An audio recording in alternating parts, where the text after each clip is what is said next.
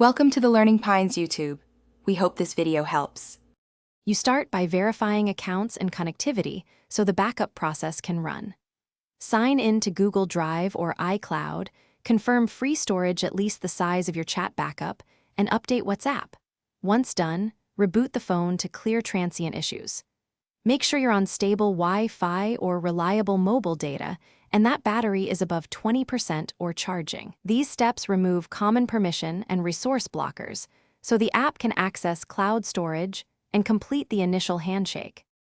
You now address permissions and account inconsistencies that cause unknown errors.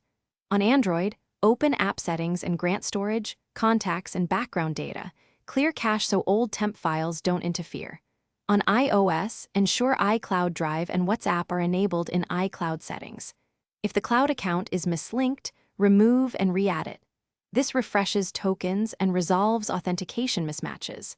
Once permissions and accounts are stable, trigger a manual backup and watch the log for specific status messages. You finish by running a manual backup and observing whether it completes. If it succeeds, you're done.